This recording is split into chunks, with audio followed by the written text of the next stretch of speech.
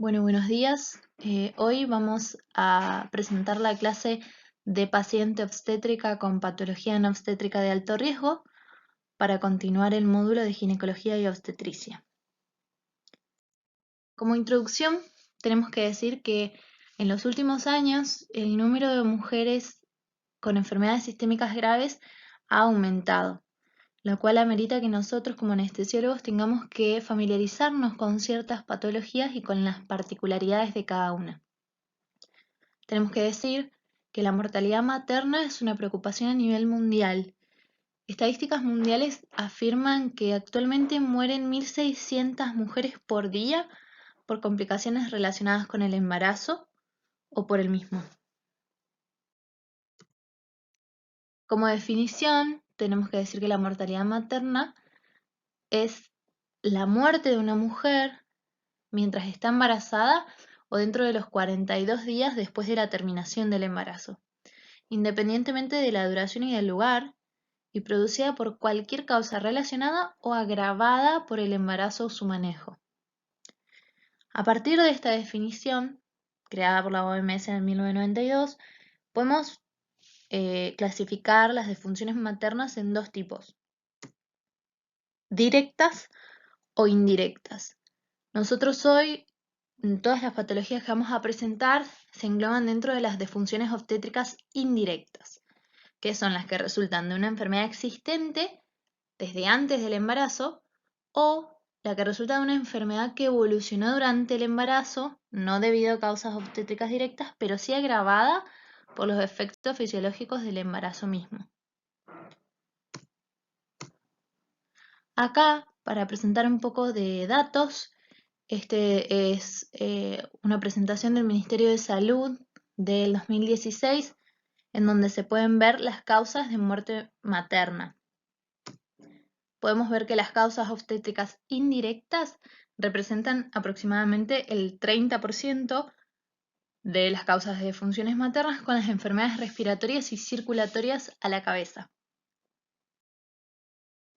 Vamos a empezar con enfermedades cardíacas. La cardiopatía en el embarazo es una causa importante de mortalidad materna, como vimos recién.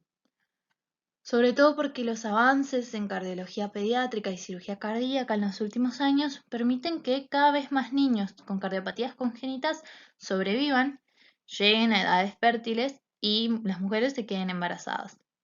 Entonces tenemos cada vez más pacientes obstétricas con cardiopatías congénitas o cardiopatías per se. Durante el embarazo se dice, la bibliografía afirma que independientemente de la cardiopatía, generalmente en la clasificación funcional empeoran 1 grado durante el embarazo. Para repasar, tenemos los cambios fisiológicos del embarazo, que son el aumento del gasto cardíaco en un 30 o un 40% a expensas del volumen sistólico y la frecuencia cardíaca, el cual aumenta un 50% durante el parto y un 80% en el posparto inmediato.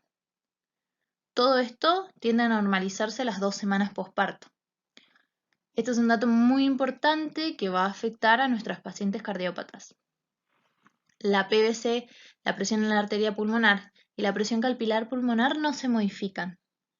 Disminuye la resistencia vascular sistémica, sobre todo por efectos hormonales. Aumenta el volumen plasmático y el volumen sanguíneo total, con un aumento pero no homogéneo del número de hematíes, produciendo lo que conocemos como anemia fisiológica del embarazo.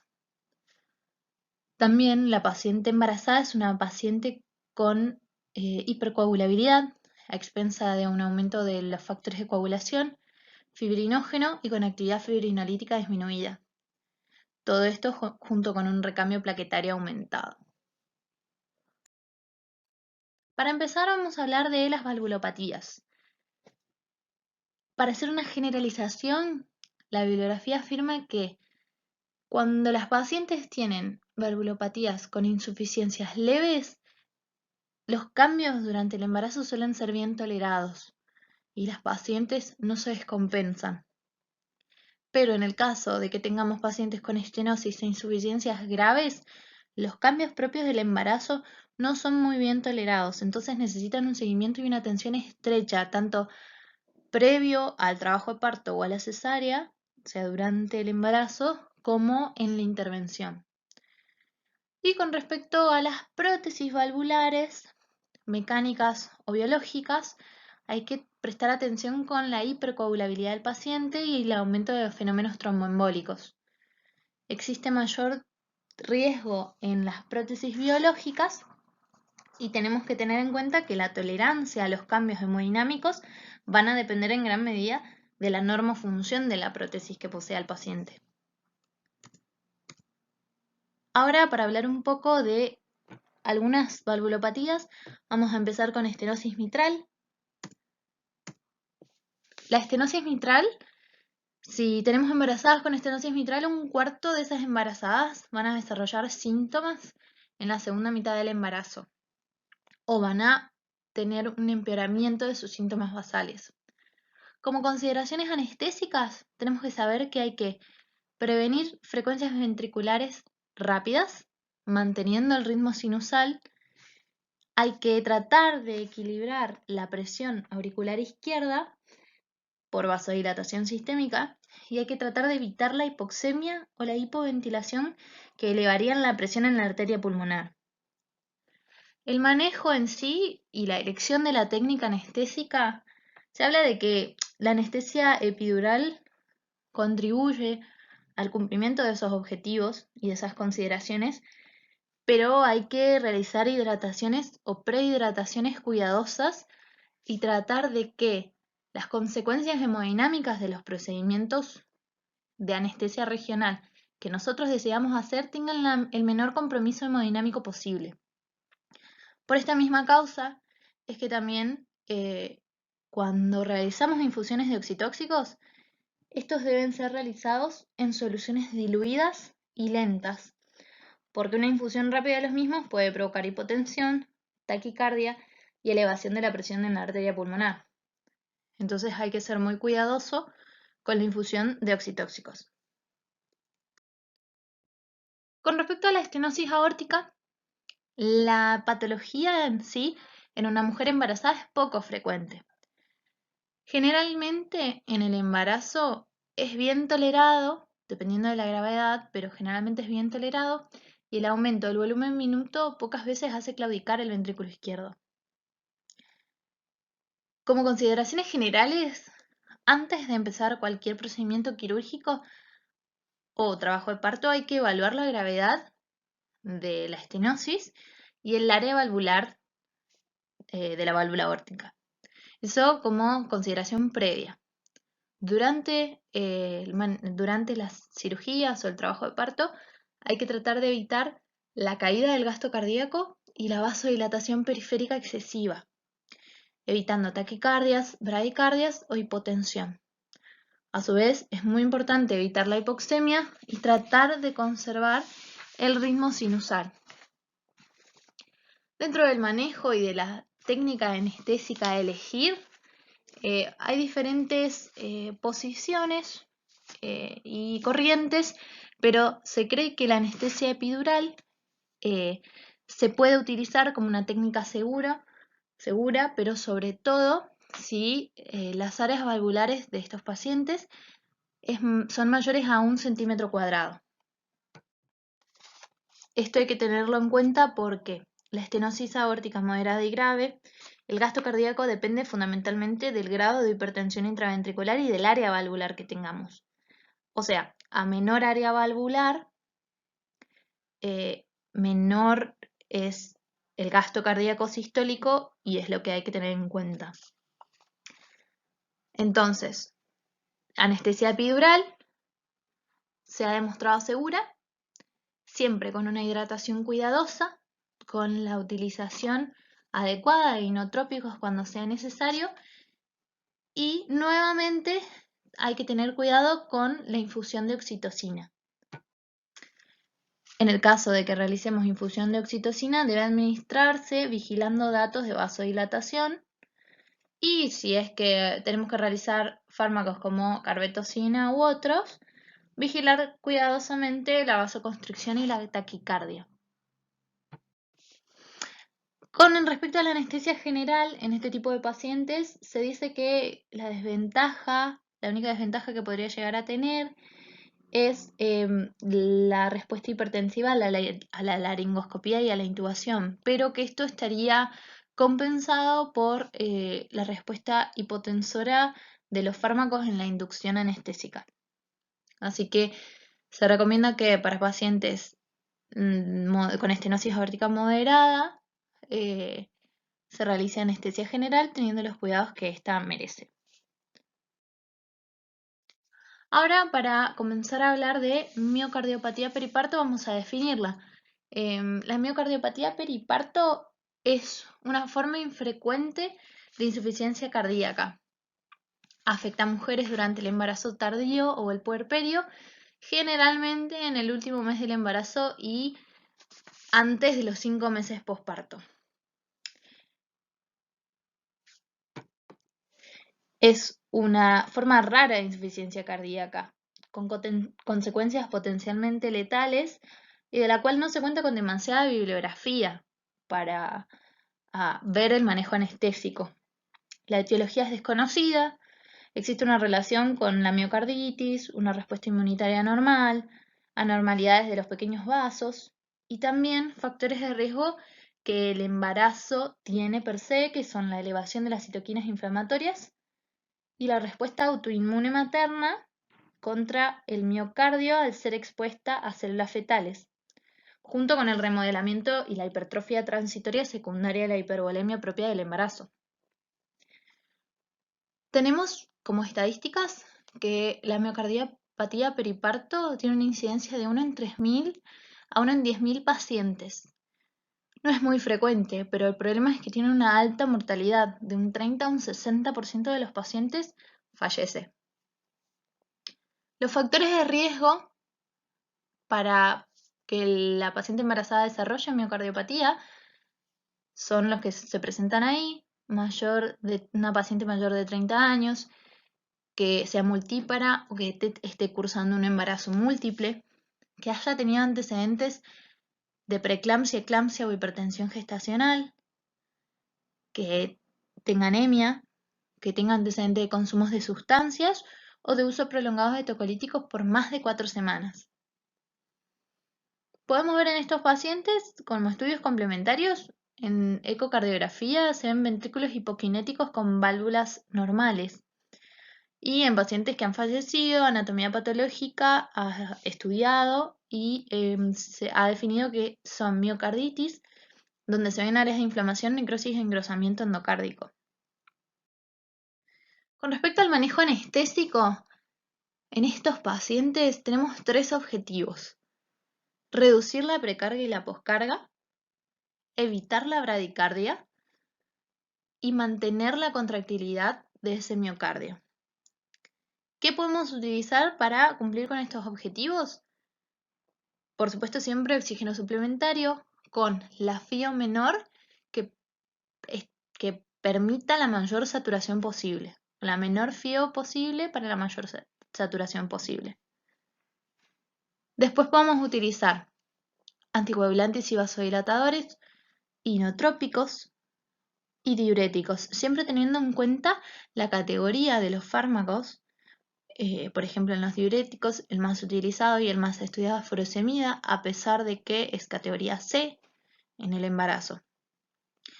Y con respecto a los oxitóxicos, nuevamente hay que realizar una perfusión continua lenta a la menor dosis efectiva posible para evitar los efectos cardiovasculares y hemodinámicos de dosis excesivas. También tenemos ahí que existen corrientes que promueven el uso de inmunosupresores como prednisona o aciatropina por 8 semanas, y que se ha visto que esto mejora la función del ventrículo izquierdo y el pronóstico de este tipo de pacientes. Con respecto a la elección de la técnica anestésica general versus regional, hay que evaluar cada caso y cada paciente en particular y la gravedad del cuadro de ese paciente. En general, algunos autores prefieren anestesia general en los casos graves, en los cuales la reserva cardíaca es limitada tan limitada que cualquier reducción de la resistencia vascular periférica por un bloqueo epidural, por ejemplo, puede ser catastrófica. Pero hay otros autores que recomiendan anestesia regional o espinal, especialmente a dosis alta, que puede ser utilizada si la embarazada cardiópata está compensada y tiene parámetros hemodinámicos estables. Entonces, en pacientes con casos graves se prefiere utilizar anestesia general. En pacientes compensadas y con parámetros hemodinámicos estables se puede utilizar epidural o combinada espinal peridural con bajas dosis de anestesia raquídea y dosis adecuadas de anestesia peridural para prolongar la duración total de la anestesia.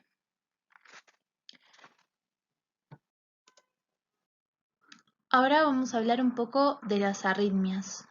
Las arritmias son complicaciones frecuentes en el embarazo. Generalmente se habla, según la bibliografía, que hay mayor tendencia a taquiarritmias supraventriculares que aventriculares o que a bradiarritmias. Y esto se debe a factores hormonales, autonómicos y hemodinámicos. El riesgo de eventos fetales adversos es tanto por la arritmia en sí misma, con los efectos secundarios que eso trae también para la mujer embarazada, sino también los eventos fetales adversos por los medicamentos usados para tratar estas arritmias. Acá hicimos una lista de los fármacos usados más comúnmente para tratar las arritmias y tenemos la atropina, cruza barrera hematoplacentaria, pero no hay mucha información disponible sobre el riesgo en el embarazo, ni en mujeres ni en animales. Por eso se utiliza y se sigue utilizando en los casos en que amerite, siempre evaluando riesgo-beneficio. La adenosina es categoría C. Aún así, el manual de ACLS dice expresamente que es segura y eficaz en el embarazo. Por lo tanto, nuevamente haremos riesgo-beneficio. Si realmente lo amerita, lo utilizaremos. Amiodarona. La amiodarona es categoría D. Hay evidencia de que produce daños en el feto humano. Entonces, el inconveniente con la amiodarona es el siguiente. Como la mayoría de las patologías que necesitan infusión de amiodarona pueden tratarse con cardioversión eléctrica, se prefiere hacer cardioversión eléctrica y no utilizar amiodarona en las pacientes embarazadas. Con respecto a los beta bloqueantes y a los bloqueantes cálcicos, estos son categoría B y C. Los beta bloqueantes son categoría C durante el primer trimestre y luego pasan a ser categoría B. Sí, se debe usar para el tratamiento de patologías obstétricas, como por ejemplo hipertensión gestacional o preeclampsia. Se trata de usar la menor dosis que sea posible para controlar la enfermedad. Y el que se prefiere es la betalol, que se ha demostrado seguro en varios trabajos. Después tenemos, por último, la adrenalina, la dopamina y el isoproterenol.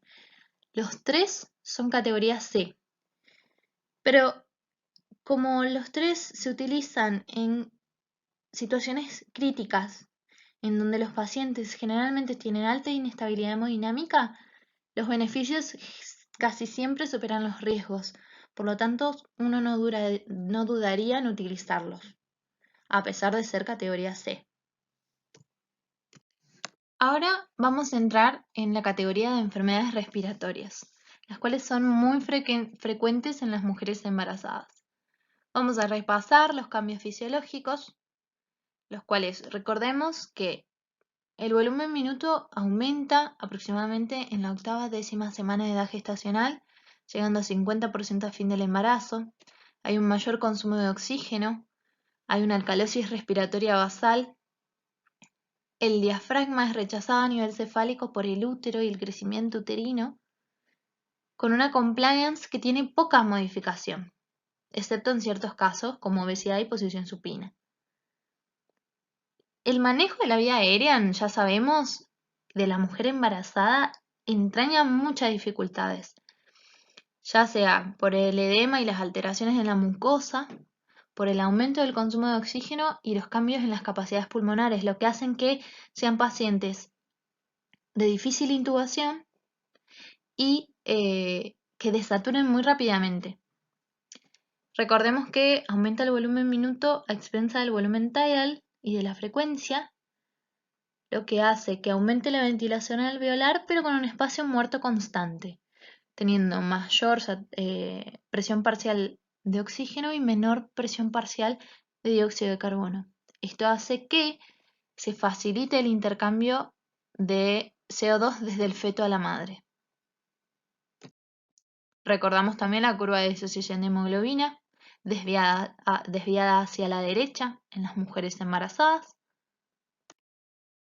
y la disminución del volumen residual y el volumen de reserva expiratorio, es decir, con la disminución de la capacidad residual funcional.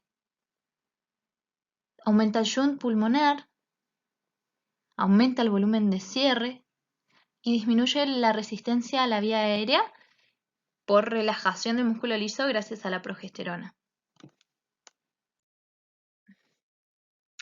Ahora, para adentrarnos en una patología muy frecuente, vamos a hablar del asma. El asma, recordemos, es una enfermedad inflamatoria crónica de las vías respiratorias. Su patogenia está asociada a una respuesta celular con liberación de mediadores de inflamación ante estímulos que pueden llegar a ser mínimos para otro tipo de pacientes, pero que en estos pacientes produce hiperrespuesta bronquial y obstrucción variable al flujo aéreo. Esta es total o parcialmente reversible con medicamentos o espontáneamente. Entonces, los pacientes asmáticos, las pacientes asmáticas, tenemos que tener en cuenta un par de cosas en el manejo.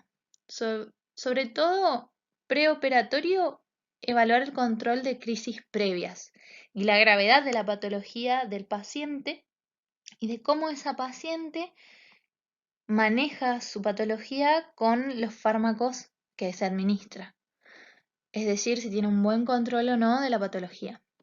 Con respecto al tratamiento con corticoides, la bibliografía dice que si el paciente no toma o no realiza corticoides inhalatorios, podría comenzarse 5 días antes de la cirugía, si es una cirugía electiva, o previo al procedimiento, si es de urgencia. Y sobre todo, siempre que se pueda recomendar, suspender el hábito tabáquico 2 meses antes. Con respecto a la premedicación, evitar al máximo el estado de ansiedad de los pacientes. El dolor, la ansiedad, son todos disparadores de broncoespasmo. Entonces se dice que hay que optimizar la premedicación analgésica y ansiolítica para reducir todo este tipo de disparadores. Si uno quisiera reducir las secreciones o las respuestas vagales, se puede realizar la administración de atropina o glicopirrolato. En el intraoperatorio, ya sabemos que la laringoscopía, la intubación, la aspiración de secreciones y la temperatura de los gases, junto con la extubación, son todos factores desencadenantes de broncoespasmo. Entonces, son esos momentos cruciales en donde uno tiene que tratar de minimizar al máximo los disparadores. Con respecto a los fármacos, el propofol es superior al tiopintal y etomidato, así que se utiliza ampliamente. La ketamina es excelente para la inducción y hay que aprovechar sus propiedades broncodilatadoras, así que sería una muy buena opción como agente inductor.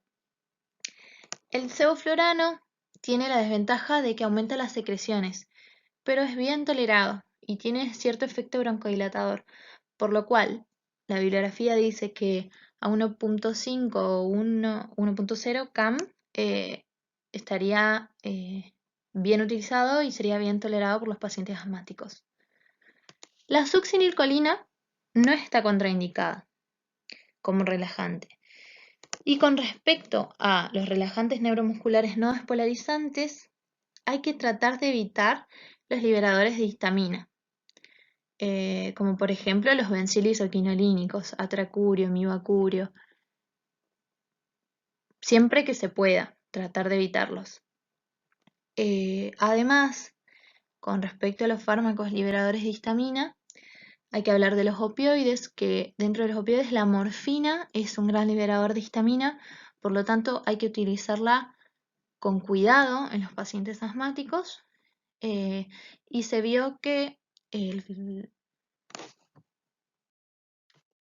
remifentanilo y el fentanilo tienen mucha menor capacidad de liberación de histamina y que por lo tanto son seguros para su utilización.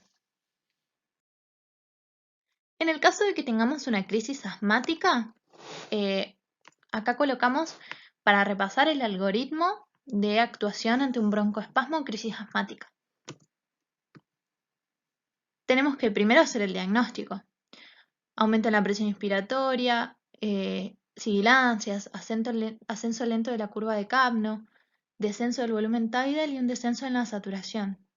Tenemos que hacer los diagnósticos diferenciales posibles y empezar con el tratamiento. El tratamiento para comenzar es comunicar al equipo, pedir ayuda y definir el líder. Cambiar a ventilación manual, auscultar o aspirar secreciones. Y tercero, profundizar la anestesia. Lograr un buen plano.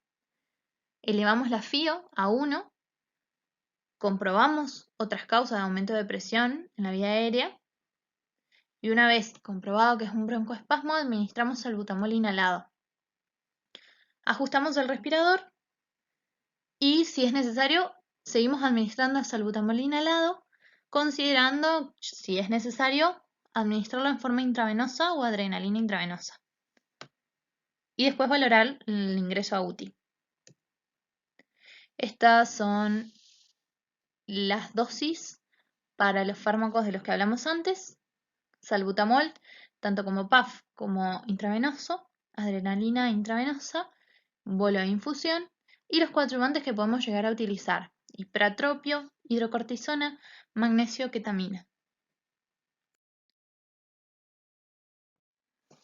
Ahora vamos a entrar en el gran grupo de enfermedades neuromusculares. Vamos a empezar con la epilepsia. La epilepsia, como sabemos, es una enfermedad neurológica crónica que puede convertirse en progresiva dependiendo de los disturbios cognitivos, la gravedad de los eventos críticos, etc. Las gestantes aproximadamente son 0.5% del total epilépticas. Es una de las enfermedades neurológicas crónicas más frecuentes. Del total de población mundial, el 1% constituye este grupo y, como dijimos, 0.5% del total de las gestantes. Un tercio a un cuarto de todas las gestantes epilépticas durante el embarazo experimentan un incremento en la frecuencia de sus crisis, sobre todo en el primer trimestre. Y hay mayores complicaciones obstétricas por esto: preeclampsia, retardo en el crecimiento intrauterino, hiperemesis gravídica. Se adjudica como posibles causas los efectos hormonales, metabólicos, farmacológicos y psicológicos, dentro de los cuales el incremento del estrés y la ansiedad y la toma irregular de los anticonvulsivantes es una de las causas más frecuentes. Para el manejo anestesiológico hay que tener en cuenta primero las interacciones farmacológicas. La mayoría de los fármacos anticonvulsivantes intervienen en la citocromo P450. Entonces hay que tenerlo muy presente. La carbamazepina, la fenitoína, el fenobarbital son potenciales inductores de la citocromo y por ello reducen las concentraciones séricas de la mayoría de los fármacos que utilizamos todos los días: tiopental, midazolam, propofol, opioides y relajantes. Entonces es importante el control de los niveles séricos de los fármacos para ver si están dentro de rango y prestar atención a las dosis que utilizamos de los fármacos y no a sorprendernos si es que tenemos que utilizar mayor cantidad de dosis. Dentro del intraoperatorio, monitorización estricta. Tratar de evitar la ketamina en la inducción, y sabemos que las benzodiazepinas, el propofol y el tiopental son los mejores tolerados y los más utilizados y en los que más evidencia se tiene. El mantenimiento, hay que tratar en particular de no usar meperidina porque su metabolito, la normeperidina, tiene un efecto proconvulsivante.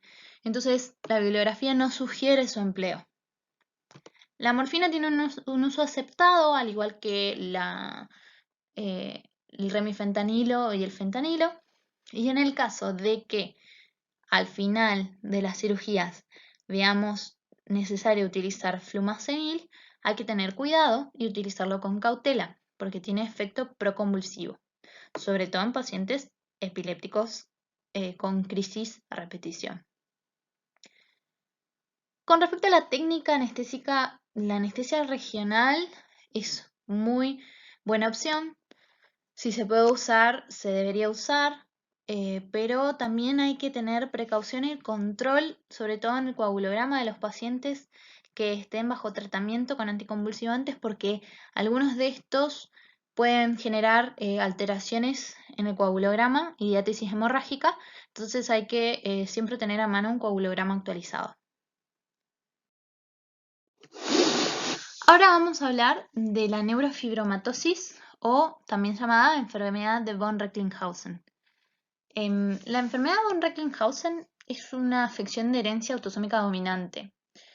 No es muy frecuente que nos encontremos con pacientes con neurofibromatosis en el quirófano, pero ha pasado, en nuestro hospital hemos tenido pacientes embarazadas con neurofibromatosis que han venido para realizarse una cesárea de emergencia. Entonces, estos pacientes tienen una enfermedad en donde se forman tumores de tejido de ectodermo y mesodermo, sobre todo en el sistema nervioso y en la piel. La clínica es la presencia de neurofibromas cutáneos y manchas café con leche. Hay dos tipos de presentaciones de neurofibromatosis, la tipo 1 y la tipo 2. La tipo 1 es la que tiene neurofibromas, mancha café con leche y nódulos de Lisch. Esos son los criterios diagnósticos, lo dejamos como repaso. Los nódulos de Lisch son amartomas benignos del iris, que es distintivo del tipo 1. Y después tenemos la neurofibromatosis de tipo 2, en donde estos son los criterios diagnósticos: masas nerviosas bilaterales en el octavo par craneal y familiar de primer grado con algunos de los siguientes ítems.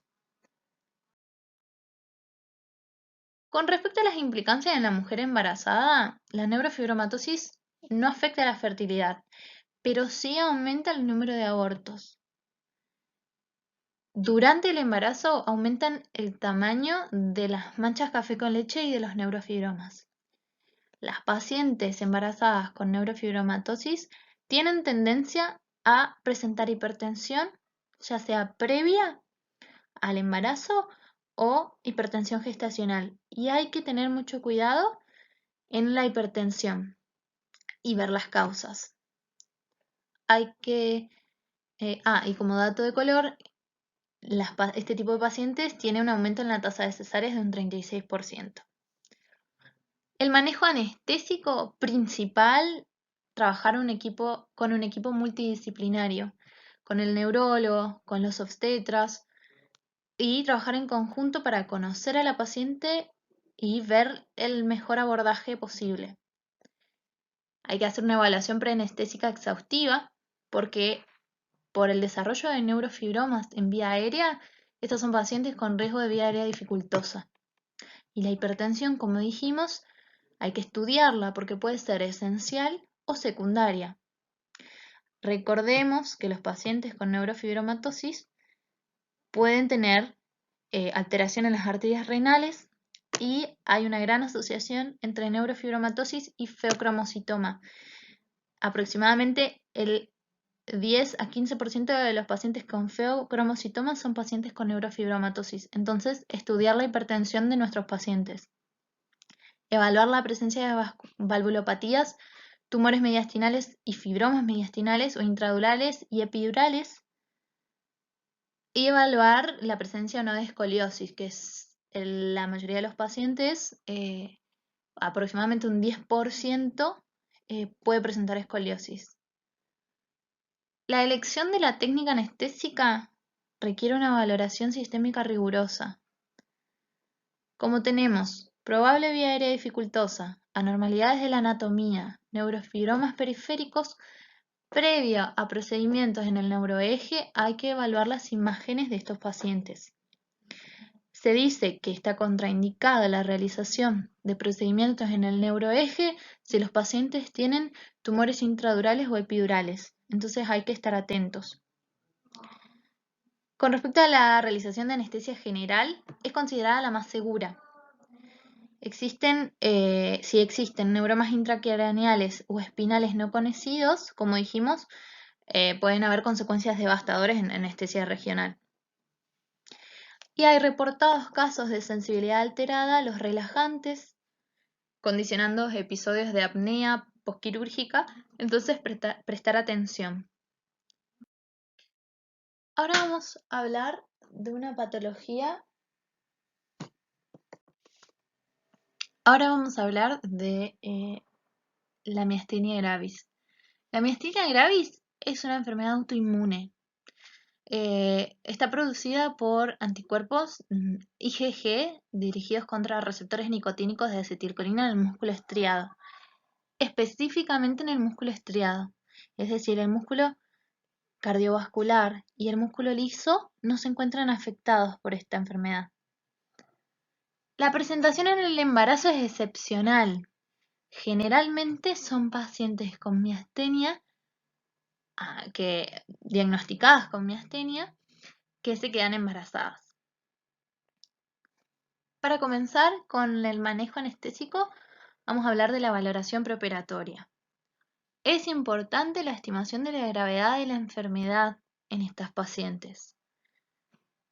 La lesión en los músculos faringolaringios y torácicos expone a mayor cantidad de riesgos por complicaciones respiratorias postoperatorias. Acá podemos ver el siguiente cuadro en donde existe una puntuación muscular funcional.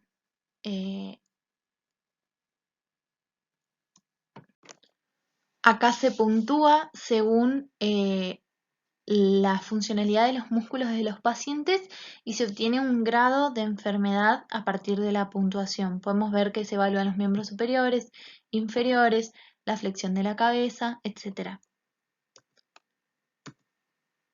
Y acá podemos observar otra clasificación clínica, que es la de la Miastenia Gravis Foundation en Estados Unidos, en donde se habla de clase 1, 2, 3, 4 y 5, en donde la 1 es una lesión limitada solamente a un grupo muscular, y la 5, una miastenia muy grave con intubación permanente, otra traqueostomía. Entonces dijimos que hay que primero estimar la gravedad de la enfermedad con este tipo de clasificación. Una vez que estimamos la gravedad de la enfermedad, tenemos que tener pruebas funcionales respiratorias de los pacientes antes de ingresar a cirugía. Es muy importante que tengamos una espirometría u otra prueba funcional respiratoria para ver el estado basal de nuestro paciente previo. Hay que tener en cuenta que estos pacientes también tienen alteraciones hidroelectrolíticas frecuentes por el uso de corticoides a largo plazo. Entonces, buscarlos de forma sistemática en el laboratorio y pedir ionograma a estos pacientes. El tratamiento anticolinesterásico con respecto a qué hacer, si suspender o no, es muy discutido. Se dice que en pacientes con enfermedad compensada es preferible seguir el tratamiento hasta la intervención o interrumpir el día de la intervención, sobre todo si vamos a usar relajantes no despolarizantes. Esto si es un paciente con enfermedad compensada. En el caso de que sea un paciente con enfermedad descompensada, lo que se sugiere es no suspender el tratamiento. La premedicación hay que tratar de evitar los fármacos con efecto depresor respiratorio importante, sobre todo los de duración prolongada. Acá les voy a presentar un cuadro en donde se pueden ver los medicamentos con contraindicación absoluta y con contraindicación relativa, que pueden agravar la miastenia. Entonces podemos ver acá que las benzodiazepinas se encuentran en el grupo de contraindicaciones relativas. Es algo a saber debido a que solemos usarlas en la premedicación todos los días. Entonces, para saber que si vamos a utilizar benzodiazepinas, tratar de utilizar la menor dosis posible o no utilizarlas. Y como son pacientes embarazadas de las que estamos hablando, tener cuidado con el magnesio intravenoso, contraindicación absoluta de utilización. No utilizar magnesio intravenoso en este tipo de pacientes por su interacción con el receptor de acetilcolina en el músculo esquelético. Durante el embarazo, la miastenia puede agravarse, sobre todo en los 3 primeros meses de embarazo, en el primer trimestre y en el posparto. Raramente se produce remisión de la enfermedad, pero en general, la miastenia per se influye muy poco en el desarrollo de la gestación y en el parto. Existen muchos trabajos científicos en donde se habla de partos que se producen normalmente en pacientes con miastenia debido a que no afecta per se el músculo uterino. Con respecto a la técnica anestésica, nuevamente hay corrientes, pero es preferible la anestesia general debido a que tiene menor repercusión respiratoria. Entonces, siempre que podamos y que el procedimiento nos lo permita, tratar de utilizar la anestesia regional.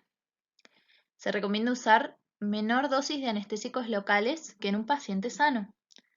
Y los anestésicos locales de tipo ésteres están contraindicados, no así los del grupo amida. Entonces, para anestesia regional, vamos a utilizar anestésicos locales del grupo amida, bupivacaína, lidocaína, a la menor dosis posible. Para analgesia intra y postoperatoria se recomienda la peridural. Y si en la mayoría de los estudios se dice que es conveniente realizar raquianestesia peridural, o sea, anestesia combinada, y que hay que evitar la clonidina como coadyuvante porque aumenta mucho el bloqueo motor y aumenta el riesgo de hipotensión. Con respecto a la succinilcolina, no está contraindicada. Hay una disminución de la cantidad de receptores y por lo tanto disminuye la potencia de la succinilcolina. Entonces hay que aumentar la dosis, aproximadamente 1.5 a 2 miligramos kilo para la inducción de secuencia rápida y evitar dosificaciones repetidas porque estos pacientes tienen mayor incidencia de bloqueo de fase 2. Con respecto a los no despolarizantes, es todo lo contrario. Hay una sensibilidad aumentada a causa de una disminución de la necesidad. Es variable, por supuesto, según la gravedad de la enfermedad y la evolución, pero se dice que como hay sensibilidad aumentada hay que empezar con 1/10 de la dosis efectiva 95 de cada fármaco. Y siempre, siempre tratar de monitorizar la curarización si tenemos la posibilidad. Entonces, por ejemplo, si hacemos una dosis de becuronio, tenemos que hacer entre el 45 y el 60% menos. Y si hacemos atracurio, 1.7 a 1 veces 9 es más potente que en un paciente sano. Entonces, para repasar, succinilcolina aumentamos la dosis y de relajantes no despolarizantes disminuimos la dosis. Con respecto a los anestésicos inhalatorios, se sabe que los halogenados intervienen con la transmisión neuromuscular, lo cual es más acentuado en este tipo de pacientes, pero pueden usarse para el mantenimiento, o sea, está aceptado su uso para el mantenimiento anestésico. Con respecto a los inductores en general, ahí está equivocado el título, el tiopental, propofol, etomidate y ketamina son seguros para utilizarse. Y los opiáceos, hay que tener mucho cuidado con la depresión respiratoria. Entonces, elegir los opiáceos de muy corta duración como remifentanilo. Remifentanilo es considerado seguro y útil en este tipo de pacientes.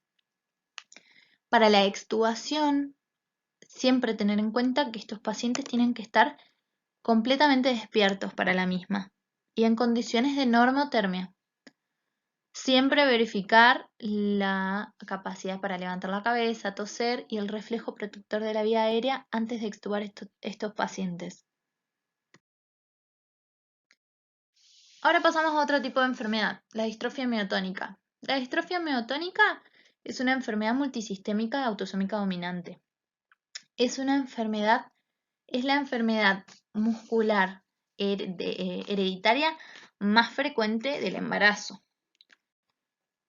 Está caracterizada por miotonías, compromiso de los músculos faringolaringeos, la motilidad esofágica y tienen dolores cólicos periódicos. Pueden presentar hiperglicemia e insulinoresistencia y alteración de la conducción cardíaca. Entonces, estos pacientes tienen mayor riesgo de arritmias y muerte súbita. Tenemos que especificar que la miotonía es una enfermedad intrínseca del músculo, que no se previene ni se alivia ni por anestesia general, ni regional, ni con los relajantes musculares. Entonces, tenemos que realizar prevención en embarazadas con distrofia miotónica. Aumento de la temperatura del quirófano, aumento de la temperatura de los fluidos, maniobras delicadas ante la manipulación muscular, ya sea para la posición, para la laringoscopía, para anestesias regionales, siempre prevención con la manipulación muscular. Y cuidado con la hiperpotasemia ante la succinilcolina. Siempre usar relajantes neuromusculares de acción corta. En el caso de que tengamos una crisis miotónica, el tratamiento es con quinidina, procainamida, fenitoína, dantrolene y difenhidramina. O sea, podemos usar quinidina, procainamida o fenitoína y a su vez, aparte, dantrolene y o difenhidramina. La infiltración del músculo, si son crisis locales, es muy efectiva con anestésicos locales. Ahora vamos a hablar de los pacientes con esclerosis múltiple. La paciente con esclerosis múltiple hay que repasar que es una enfermedad autoinmune desmielinizante adquirida, que se produce por la inflamación crónica, la desmielinización y la pérdida axonal de la sustancia blanca. Es una enfermedad que se caracteriza por remisiones y reagudizaciones, que va produciendo con el paso del tiempo incapacidad creciente. La clasificación es en 4 grupos según el número de recaídas y remisiones. Tenemos el grupo de enfermedad con recaídas y remisiones, de progresiva primaria, progresiva secundaria y el grupo de recaídas progresivas. La embarazada con esclerosis múltiple no presenta una progresión de la enfermedad durante el embarazo y sí se ve una disminución en las recaídas durante el embarazo. En el posparto hay mayor frecuencia de recaídas. Entonces, hay que ser muy claros con la paciente que se va a someter a algún procedimiento anestésico, de que es muy probable que en el periodo posparto tenga un aumento en la frecuencia de las recaídas, específicamente por el solo hecho de estar embarazada, sin estar relacionado con el tipo de manejo anestésico que nosotros elijamos. Mundialmente existe 1 millón de pacientes con esclerosis múltiple, del cual 2/3 son mujeres, y en Occidente 1 de cada 1000 personas posee esclerosis múltiple. Con respecto a la anestesia epidural, hay estudios en donde se afirman que no se asocia con mayores recaídas. Entonces, podría ser una elección efectiva para el trabajo de parto o para una cesárea. La anestesia y la analgesia no se asocia con un agravamiento de la enfermedad y siempre se elige utilizar la menor dosis o concentración efectiva de los fármacos anestésicos locales, porque eso minimiza el riesgo del anestésico local en el líquido cefalorraquídeo. Con respecto a la anestesia subaracnoidea hay información limitada. Se dice que hay un gran riesgo de efectos neurotóxicos directos por la desmielinización de los nervios en la médula espinal. Entonces hay que evaluar la gravedad de la enfermedad y tratar de evitar la anestesia subaracnoidea. Actualmente, con respecto a la anestesia general, se dice que es una técnica segura. Como todo en esta patología hay evidencia limitada, pero mientras más avanzada sea la enfermedad y mayor gravedad tenga, se elige con más frecuencia la anestesia general.